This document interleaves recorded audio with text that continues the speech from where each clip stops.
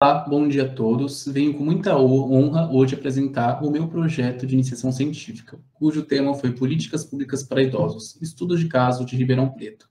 Meu nome é Victor Martins Oliveira e eu fui orientado pela professora doutora Cláudia Souza Passador. O que justificou meu projeto foi o rápido envelhecimento populacional que tanto o Brasil quanto Ribeirão Preto passam.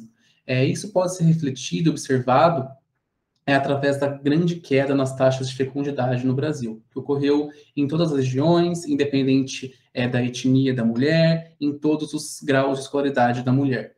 Em Ribeirão Preto, por sua vez, se em 1980 a cidade não possuía nem 23 mil idosos, em 2018 essa passou a contar com mais de 102 mil pessoas com idade superior a 60 anos, de acordo com dados do SEAD. Então, a população idosa basicamente cresceu 5 vezes no intervalo de menos de 40 anos. Então, quais foram os objetivos do trabalho? Eu busquei estudar políticas públicas para idosos no Brasil, realizando um estudo de caso também no município de Ribeirão Preto, visando entender como que a prefeitura municipal, a autoridade municipal, tem lidado com essa questão do envelhecimento populacional e mais demandas da população idosa. Quanto aos meus objetivos específicos da pesquisa, que foi realizada entre o segundo semestre de 2019 e o primeiro semestre do ano passado, 2020, eu realizei um mapeamento de políticas públicas para a terceira idade no Brasil, mostrando como a questão do idoso está inserida na academia brasileira. E também foi feita uma pesquisa documental sobre leis, decretos, resoluções públicas e outras políticas e ferramentas voltadas para os idosos. E também foram buscadas ações envolvidas para a terceira idade em Ribeirão Preto, desde a promulgação do Estatuto do Idoso de 2003, que é a grande e maior legislação brasileira que diz respeito a políticas públicas para idosos no país. Com relação aos procedimentos metodológicos, o projeto foi compreendido em 2 etapas. A primeira foi a obtenção de bibliografias voltadas à temática de envelhecimento populacional e políticas públicas para idosos do Brasil, visando entender como a academia brasileira tem abordado essa questão. Então, na plataforma Cielo, por exemplo, foram utilizados palavras-chave como Brasil, políticas e serviços de saúde, demografia, saúde pública, geriatria e gerontologia. Posteriormente, paralelamente, foram realizadas pesquisas documentais, considerando, então, legislações que regulamentassem políticas públicas para idosos. Então, buscou-se responder em qual patamar o envelhecimento populacional tem sido abordado nas leis brasileiras. E, na pesquisa realizada, destaco alguns decretos federais, portarias e leis federais que foram de extrema relevância para a constituição de políticas públicas para idosos ao longo do tempo. A segunda etapa do projeto foi compreendida numa abordagem qualitativa descritiva.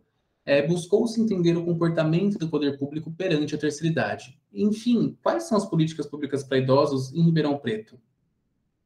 Então, basicamente, foi feito um estudo da relação entre as ações do poder público municipal com suas políticas e a população idosa da cidade, realizando-se, assim, um levantamento de políticas públicas, buscando entender como o poder público trata a terceira idade no município. Foram feitas buscas por leis, artigos, resoluções públicas e demais ações da administração pública cujo foco fosse o idoso, e também iniciativas da sociedade civil voltadas para essa população, como iniciativas da USP, do SENAC e assim por diante. Ademais, ao final dessa etapa, foram realizadas entrevistas semi-estruturadas, de caráter informal, com pessoas e autoridades ligadas à agenda de políticas públicas para idosos dentro do município de Ribeirão Preto. Então, membros do Conselho Municipal do Idoso, do CMI e de secretarias municipais. Com relação aos resultados obtidos, constatou-se que o Conselho Municipal do Idoso é o principal formulador e executor de políticas públicas para idosos de Ribeirão Preto.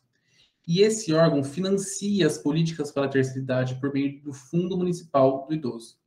Em 2020, este fundo, financiado, portanto, pelo próprio município de Ribeirão Preto, teve um orçamento aprovado de cerca de 4 milhões de reais, que contemplou despesas como subvenções sociais, material de consumo, serviços, pessoas físicas, jurídicas, equipamentos e material permanente para organizações da sociedade civil e demais equipamentos e materiais permanentes.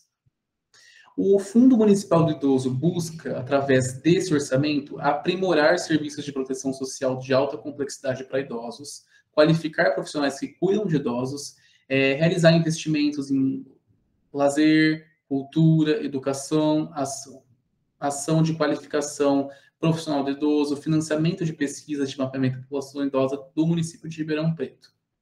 Já com relação aos entrevistados dos projetos, esses citaram que o município se adequa às legislações federais.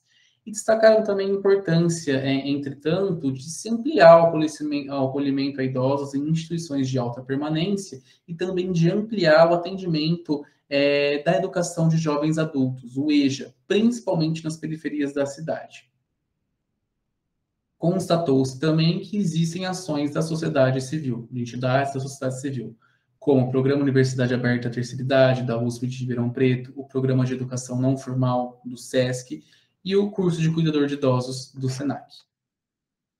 Com relação às conclusões do projeto, as políticas públicas para idosos contemplam as diretrizes estabelecidas pelo Estatuto do Idoso de 2003, pois possui enfoque em diversas áreas, como saúde, assistência social, educação, lazer, cultura.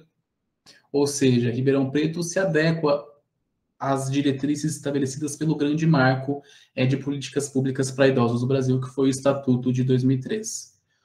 O Conselho Municipal do Idoso também vem exercendo um papel ativo na formulação de políticas públicas para idosos do município, e possuindo também bastante transparência com relação aos seus planos de ação e aplicação dos recursos. Então, informações foram achadas sem maiores dificuldades.